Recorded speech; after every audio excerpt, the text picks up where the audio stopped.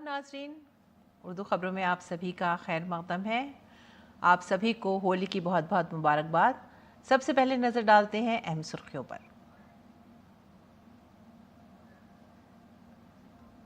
अमरीकी सदर Donald Trump ने ईरान पर हमले को दुरुस्त करार देते हुए कहा कि अगर हम ऐसा ना करते तो ईरान कर देता हमला। अमरीकी बहरिया अपना हर्मिज़ में ऑयल टैंकरों की हिफाजत के लिए तैयार।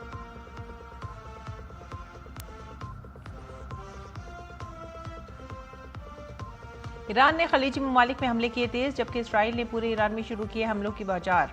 ईरान की तकरीबन तमाम फ़िज़ाई हुदूद पर कंट्रोल का किया दावा।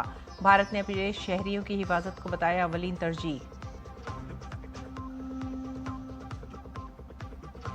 फिनलैंड के सदर डॉक्टर अलेक्जेंडर स्टब भारत पहुंचे। 11वें रायसीना डायलॉग में करेंगे शिरकत। सदर जमहूरिया द्रौपदी मुर्मू और पीएम मोदी से करेंगे मुलाकात।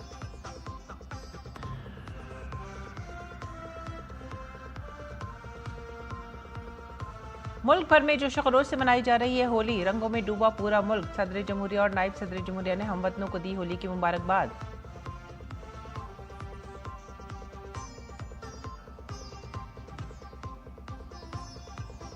आईसीसी टी20 वर्ल्ड कप का पहला सेमीफाइनल आज। जनूबी अफ्रीका और न्यूजीलैंड के दरमियान होगा मुकाबला। टूर्नामेंट में अब तक नाकाबिले शिकस्त है जनूबी अफ्रीका।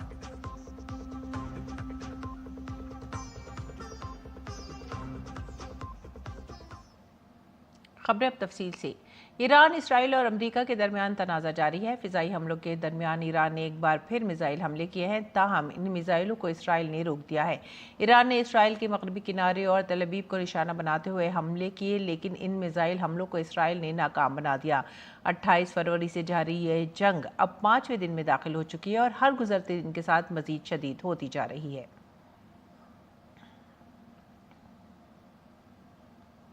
अमरीका और इसराइली हमले में ईरान के supreme leader Ayatollah Ali Khamenei की रिहाइशगाह को हुए नुकसान से कबल और बाद की तस्वीर जारी की गई हैं। 3 मार्च को जारी करदा सैटेलाइट तस्वीर में इसराइली फ़िज़ाई हमलों से होने वाले नुकसान को दिखाया गया है। इन तस्वीर में तेहरान के कई मकामात दिखाए गए हैं, जिनमें अदलिया कॉम्प्लेक्स, वजारत इंटेलिजेंस, इस्लामी इनकलाबी गार्ड कोर, IRGC और इनकलाबी अदालतें शामिल हैं। इसराइली और अमरीकी अफवाज ने मंगल को ईरान में मुतादिद अहदाफ पर बमबारी की, जिससे ईरान ने खलीजी इलाके में जवाबी हमले शुरू कर दिए। और ईरान के साथ जारी तनाज़े के दौरान अमरीकी सदर डोनाल्ड ट्रंप ने नया बयान जारी करते हुए दावा किया है कि अगर हम ईरान पर हमला ना करते तो वो हम पर हमला कर देता, एटमी जंग छिड़ जाती और वो बहुत से ममालिक को तबाह कर देता, क्योंकि आप जानते हैं वो बीमार है और जहनी तौर पर बीमार है। It's my opinion that they were going to attack first. They were going to attack. If we didn't do it, they were going to attack first. I felt strongly about that. And we have great negotiators, great people, people that do this very successfully and have done it all their lives very successful. And based on the way the negotiation was going, I think they were going to attack first. And I didn't want that to happen. So if anything, I might have forced Israel's hand. अमरीका और Iran के दरमियान जारी तनाज़ा मगरबी Asia के लिए एक अहम खतरा बन गया है। हालिया सैटेलाइट तस्वीर में ईरान के नताइज जौहरी प्लांट को काफ़ी नुकसान हुआ है। कई इमारतें एक दिन पहले की तस्वीर के मुकाबले में नुमाया तौर पर तबाह नजर आ रही हैं। प्लांट कॉम्प्लेक्स को भी मजीद नुकसान पहुंचा है। कोलोराडो में मुकीम इमेजिंग कंपनी वेंटर ने तस्वीर जारी की है, जिसमें कहा गया है कि वो इमारतों के मुलाजमीन को नुकसान पहुंचाते हैं। कंपनी ने यह भी बताया कि जेर ज़मीन ईंधन की अफजूदगी कॉम्प्लेक्स में गाड़ियों के दाखिली रास्तों को नुकसान पहुंचा है। बैनुल-अक़वामी जौहरी तवानाई एजेंसी के सफ़ीर रज़ा नजफ़ी ने तस्दीक की है कि नताइज को निशाना बनाया गया है, ताहम अभी तक इस बात की तस्दीक नहीं हो सकी है कि यह हमला अमरीका ने किया या इसराइल ने। नतांज प्लांट ईरान के जौहरी प्रोग्राम की अहम तनसीबात में से एक है और इसे गुज़िश्ता साल जून में अमरीका ने निशाना बनाया था, ताहम कोई रेडियोलॉजिकल ख़तरे का शुबा नहीं बताया जा रहा। मगरबी एशिया में अमरीकी फ़ौज ने ईरान के खिलाफ बड़े पैमाने पर फ़ौजी कार्रवाई का दावा किया है। अमरीकी सेंट्रल कमांड के एडमिरल ब्रेट कूपर ने कहा है कि उनकी फ़ौज ने अब तक ईरान में तकरीबन 2000 अहदाफ पर 2000 से ज़्यादा हथियारों से हमले किए हैं, जिससे ईरान के फ़िज़ाई दिफा को शदीद कमज़ोर किया गया है और सैकड़ों ईरानी बैलिस्टिक मिसाइल लॉन्चर्स और ड्रोन्स को तबाह कर दिया गया है। उन्होंने वाज़ेह किया कि ईरान के खिलाफ फ़िज़ाई हमले 24 घंटे जारी रहे।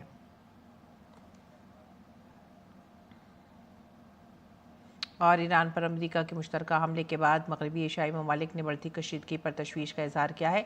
इसी के पेश नज़र भारतीय हुकूमत ने बड़ा कदम उठाया है। तिजारत और सनअत के वजीर पीयूष गोयल ने कहा है कि हुकूमत ने रोज़ाना की बुनियाद पर मगरबी एशिया में पेशरफ्त की निगरानी के लिए एक बैन वजारती ग्रुप तश्कील दिया है। ये ग्रुप शिपिंग, लॉजिस्टिक, बरामदात और अहम दरामदात के मुमकिन खतरात का जायजा लेगा। बरामद कंदगान को खदशा है कि ये जंग समुद्री रास्तों में खलल डाल सकती है। मरकजी वजीर ने कहा है कि वो उनकी तजावीज़ पर काम करेंगे और वजारत तिजारत में उनकी कीमती तजावीज़ पर गौर करेंगे ताकि भारत पर मगरबी एशियाई बुरहान के असरात को कम किया जा सके। उन्होंने वजाहत की कि ये मीटिंग तमाम मुतालिका वजारतों और अहम लॉजिस्टिक और तिजारती सहूलतकार शिराकतदारों के साथ उभरती हुई जोग्राफियाई सियासी सूरत हाल का जायजा लेने के लिए मुनक्किद की गई थी।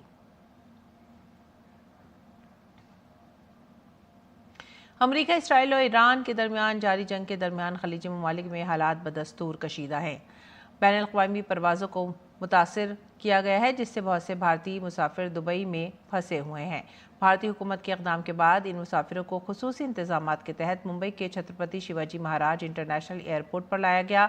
घर वापसी पर तलबा और दीगर मुसाफिरों ने मरकज़ी हुकूमत का शुक्रिया अदा किया। बहुत खुशी हो रही है, वो एक्सप्रेस नहीं कर पा रही कि उनको कितनी खुशी हो रही है वहाँ से वापस इंडिया आके, वापस मुंबई आके। बहुत बहुत अच्छा लग रहा है, इतना रिलीफ लग रहा है, ऐसा लग रहा है कि बस अभी आ गए घर शांति से। उस दिन एक सिचुएशन टेंस हो गई और ऐसा हो गया था कि सारे फ्लाइट्स कैंसिल, तो इनिशियली पैनिक आ गया था। हमारे परराष्ट्रीय मंत्रालय से कांटेक्ट करे, हम महाराष्ट्र सरकार की भी हेल्प ले रहे थे, तो उन्होंने इतना पॉजिटिवली हेल्प किया कि बस हम 2 दिन में चार्टर्ड फ्लाइट से अरेंजमेंट करवा के हम यहाँ लैंड हो गए, जिसमें महाराष्ट्र गवर्नमेंट की बहुत हेल्प करी। मैं स्पेशली एकनाथ शिंदे सर की बहुत शुक्रिया अदा करना चाहता हूँ। फिनलैंड के सदर डॉक्टर अलेक्जेंडर स्टब भारत के 4 रोज़ा दौरे पर दिल्ली पहुंच गए हैं।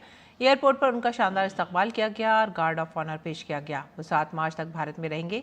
सदर स्टब नई दिल्ली में मुनक़िद होने वाले 11वें रायसीना डायलॉग 2026 में मेहमान खुसूसी और कुलीदी स्पीकर होंगे।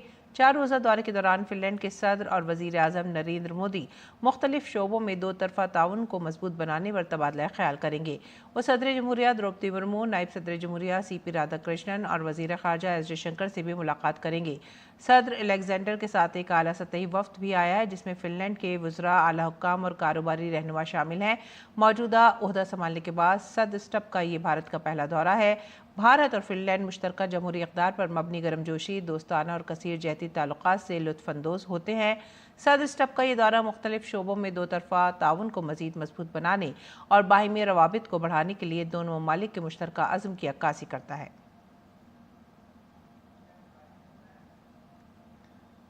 नाज़रीन, आज पूरे मुल्क में होली की धूम है।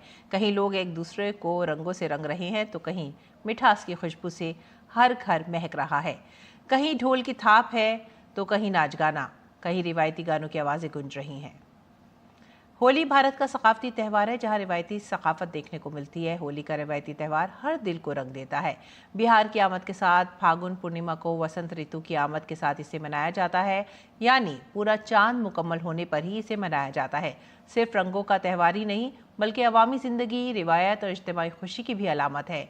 गाँव के चौराहे हों या शहर की सड़कें, हर तरफ जोश और वलवले के रंग देखने को मिलते हैं।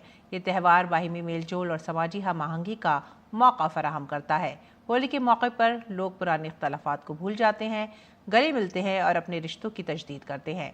फाग और रिवायती होली के गीतों की गूंज, ढोलक की धड़कन और रक्स एक त्यौहार का माहौल पैदा करते हैं। होली के मौके पर सुर्ख, पीले, नीले और सब्ज रंग फिजा में बिखरे हुए हैं। रंगों के त्यौहार होली के मौके पर दूरदर्शन भवन में भी ज़बरदस्त जोश खरोश और उमंग देखी गई। DD न्यूज़ के सहाफ़ियों और मुलाजमीन ने भी इसमें जोश खरोश से हिस्सा लिया, एक दूसरे को गुलाल लगाकर होली की मुबारकबाद दी। आइए देखते हैं दूरदर्शन की होली।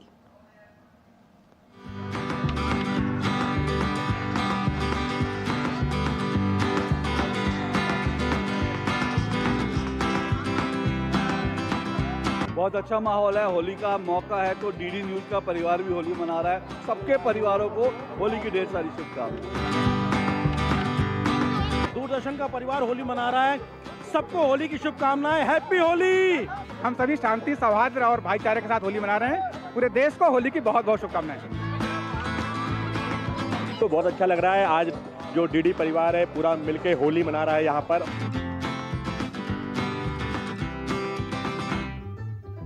होली का मिलन ये है, सारे बैर भूल कर भाग का अनूठा रंग साथ मिल गाइए। दूरदर्शन परिवार को लख लख बधाई। डीडी न्यूज के सभी लोगों को बहुत बहुत शुभकामनाएं। सभी लोग हम साथ में होली मना रहे हैं, उमंग है, उल्लास है होली का पूरा पूरा।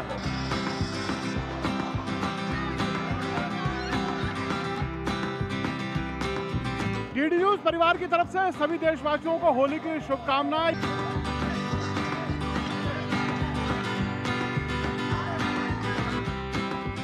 आज हमारे डीडी परिवार की होली मनाई जा रही है और इस बार हम लोगों ने पूरी हर्बल होली बना रहे हैं और हमारे भाई भी चंद्रशेखर हमारे साथ है। हैप्पी होली। बहुत मस्ती का माहौल बना हुआ है, तो सबको हैप्पी होली। सब दूरदर्शन परिवार की तरफ से बहुत अच्छी होली मनाई जा रही है। दूरदर्शन की होली बहुत ही निराली और बड़ी मजेदार होती है। काफी ज्यादा एक्साइटमेंट है यहाँ पे डीडी न्यूज के प्रेमाइसेस में। हैप्पी होली।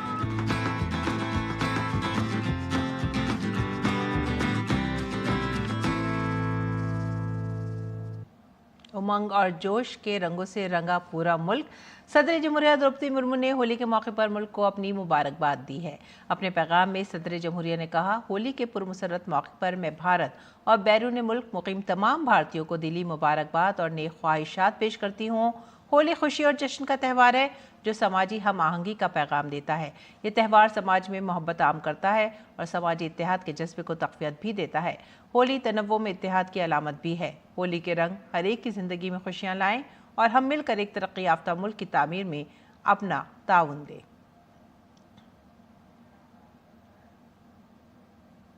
नायब सदर जमहूरिया CP राधाकृष्णन ने भी हमवतनों को होली की मुबारकबाद दी है।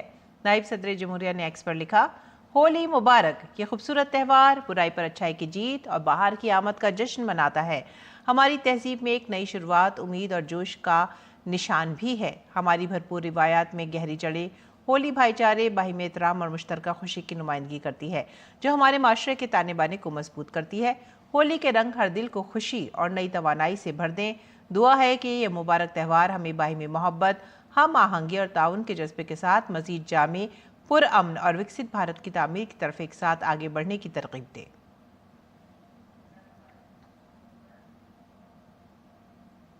वज़ीर दाखिला अमित शाह ने होली की मुबारकबाद दी। वज़ीर दाखिला ने लिखा, खुशी, जोश और नई तवानाई के त्यौहार होली पर दिल की गहराइयों से मुबारकबाद। दुआ है कि रंगों का ये त्यौहार सबके लिए तरक्की, खुशहाली लाए।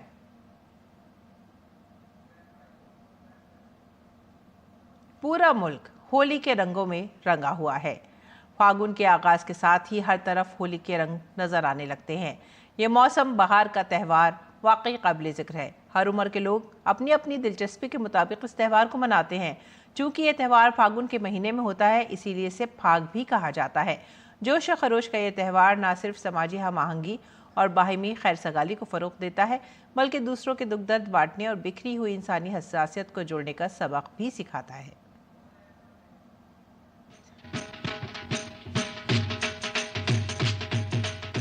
पूरा मुल्क आज होली के रंगों में रंगा हुआ है।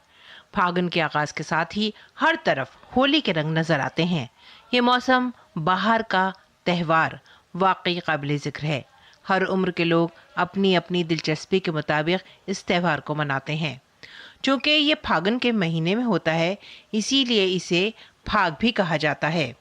रंगों और अबीरों से भरा हुआ माहौल, गुलाल का छिड़काव और गानों और मौसीकी की आवाज़ें, गुजियों और रंगों की मिठास के साथ साथ झूमते ये लोग होली का त्यौहार जोश व खरोश के दरमियान इत्तेहाद, मोहब्बत और खुशी का पैगाम देता है।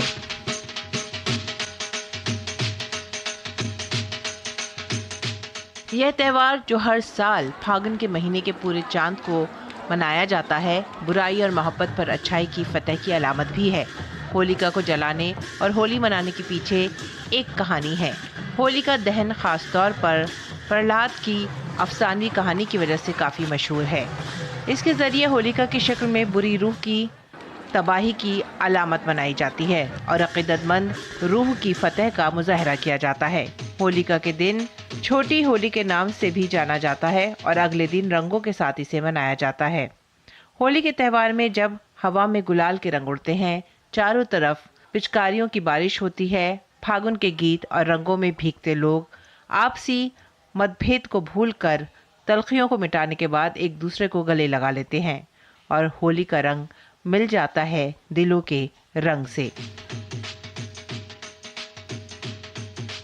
ढोल की थाप के साथ ही फाग और जोगीरा के गानों से फिजा गूंज उठती है।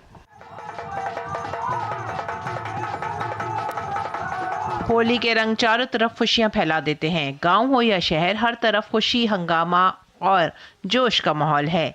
जितने रंग हैं उतने ही पकवान हैं। गुजिया और गुलाल के साथ साथ खूब शरबत चलते हैं। तमाम तर तफरी और जोश खरोश के दरमियान रंगों का ये त्यौहार हमें बहुत से सबक भी सिखा जाता है। ये त्यौहार एक दूसरे को माफ़ करने का है, गले लगाने का है, अपनाने का है और साथ में मिलकर खुशियाँ मनाने का है। होली हमारी रिवायात, सकाफती और समाजी ताने बाने की पहचान है। पूरा माशरा मोहब्बत, खुशी और मसरत के इस मौके पर एक ही रंग में रंग जाता है। इसीलिए तो होली का त्यौहार मोहब्बत का त्यौहार भी कहा जाता है। Bureau report, TD news Urdu खबरें। होली के इन खूबसूरत नज़ारों के बाद आइए आगे बढ़ते हैं अगली खबरों की तरफ।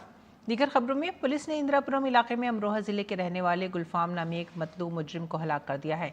पुलिस ने इस पर 1 लाख रुपए इनाम का ऐलान किया था। काबिल ज़िक्र है कि ये वही मुजरिम है जिसने सलीम वास्तुक पर जानलेवा हमला किया था। हमले के बाद पुलिस मुकम्मल अलर्ट मोड पर चली गई। 2 रोज़ कबल हमले का एक मुलजिम ज़िशान पुलिस के साथ मुकाबले में मारा गया था, जिसके बाद पुलिस ने दूसरे मुलजिम गुलफाम की तलाश शुरू कर दी थी। दरअसल गुलफाम इनकाउंटर के दौरान अंधेरे का फ़ायदा उठाकर फ़रार होने में कामयाब हो गया था और तब से पुलिस उसे तलाश कर रही थी।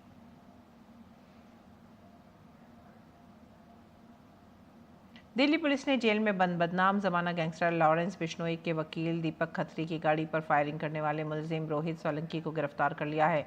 रोहित सोलंकी रोहित गोदार का करीबी साथी बताया जा रहा है। पुलिस के मुताबिक ये हमला रोहित गोदारा के कहने पर किया गया था। तहकीकात के दौरान ये बात सामने आई है कि 25 फरवरी की देर रात मरघट वाले हनुमान मंदिर के नज़दीक हुए हमले की साजिश रचने और उसे अंजाम देने में रोहित सोलंकी शामिल था।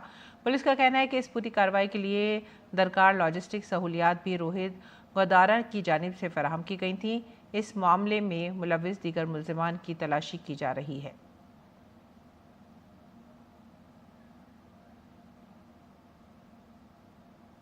लॉरेंस बिश्नोई के वकील दीपक खत्री की गाड़ी पर फायरिंग के मामले पर डीसीपी नॉर्थ राजा बंठिया से हमारे नुमाइंदे मुकेश शुक्ला ने बात की।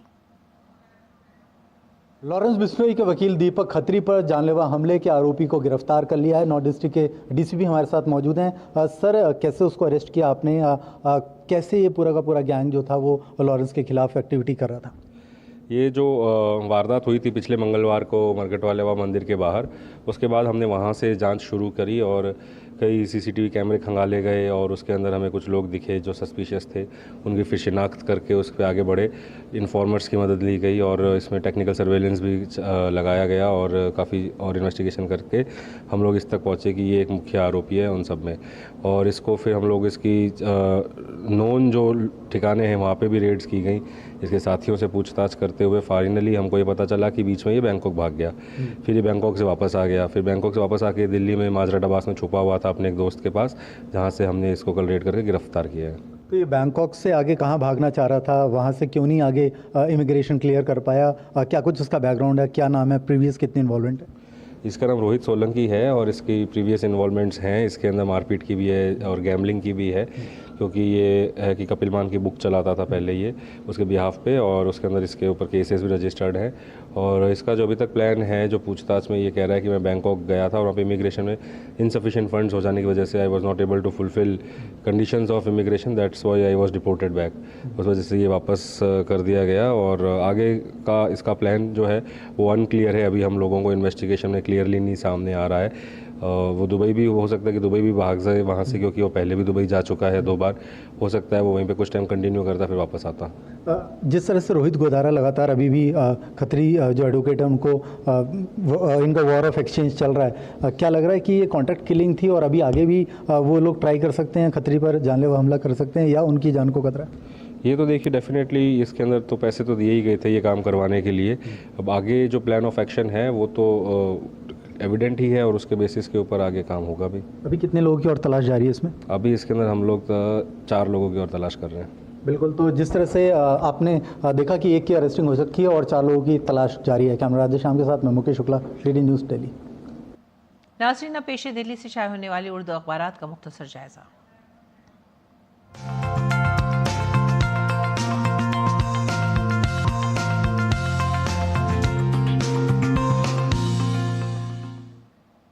उर्दू अखबारात के जायज़े में जो सबसे पहली सुर्खी हमने ली है वो है रोज़नामा सहाफ़त से, और ये सुर्खी ईरान से मुताल्लिक़ है। मनाब में क़यामत सुग़रा 120 बच्चियों की शहादत पर लाखों अफराद का अलविदाई इज्तिमा। लाखों ईरानी शहरी मनाब के एलिमेंट्री स्कूल में अमरीका की बमबारी के नतीजे में शहीद होने वाली 120 तालिबात को अलविदा कहने के लिए हुए जमा। बेहद गम का माहौल, अफसोसनाक खबर। और अगली खबर, रियाद में अमरीकी सिफारत खाने पर ईरानी ड्रोन हमला, तेहरान और तल अवीव में शदीद बमबारी जारी। इसके बाद की सुर्खी पर नज़र डालते हैं। दुबई से 149 मुसाफिरों को लेकर दिल्ली पहुंची एयर इंडिया की परवाज़। वतन वापसी का सिलसिला शुरू हो गया है। खलीज ममालिक से भारतीयों का हुकूमत इस सिलसिले में सारी कोशिशें कर रही है। आगे बढ़ेंगे अगली खबर की तरफ। मगरबी एशिया में बढ़ते तनाज़े पर हिंदुस्तान ने किया तशवीश का इजहार। इनकलाब की ये सुर्खी। और इसके बाद की अगली खबर, हिंदुस्तान के लिए मौक़े के दरवाजे खुल गए हैं, मयार को अजीम मंत्र बनाएं। वज़ीर आज़म नरेंद्र मोदी ने कहा कि अब हिंदुस्तान तेज़ी से आगे बढ़ रहा है और अपनी पहचान बना रहा है। आगे बढ़ेंगे अगली सुर्खी की तरफ। सहाफ़त के बाद जो सुर्खी हम ले रहे हैं हमारे समाज से, वो योगी हुकूमत से मुताल्लिक़ है। योगी हुकूमत रियासत को ग्रीन स्टेट बनाने के लिए पुरअज़्म। और इसके बाद की सुर्खी, हरियाणा से, हरियाणा में 602 रजिस्टर्ड गौशालाओं को 68.34 करोड़ रुपए का ग्रांट जारी किया गया है। इसके बाद की सुर्खी लेते हैं। राज्यसभा इंतखाबात के लिए बीजेपी के 9 उम्मीदवारों का ऐलान कर दिया गया है। और इसके बाद की अगली खबर, होली पर हुदड़कियों से निपटने का दिल्ली पुलिस ने बनाया ऑपरेशन प्लान। पूरा मुल्क होली के रंगों में रंगा हुआ है, लेकिन ऐसे वक्त में इंतजामात सही से हों और कोई भी नाखुशगवार वाक़या पेश ना आए, इसके लिए पुलिस और इंतजामिया पूरी तरह से अलर्ट पर। ये थे आज के उर्दू अखबारात। उनसे जुड़ी चंद खबरें। आइए रुख करते हैं खेल के मैदान का। खेल की खबरों में T20 आलमी कप 2026 का पहला सेमीफाइनल आज जनूबी अफ्रीका और न्यूजीलैंड के दरमियान कोलकाता के एडन गार्डन स्टेडियम में खेला जाएगा। जनूबी अफ्रीका, जिसने टूर्नामेंट में कभी कोई मैच नहीं हारा, उसका मकसद एडन मार्क्रम की कप्तानी में अपनी नाकाबिल शिकस्त सीरीज को जारी रखना और मुसलसल दूसरे फाइनल में पहुंचना है। इस दौरान कीवी टीम अपनी मुखालिफ टीम को रोकने की भरपूर कोशिश करेगी। और अब पेश है मौसम का हाल।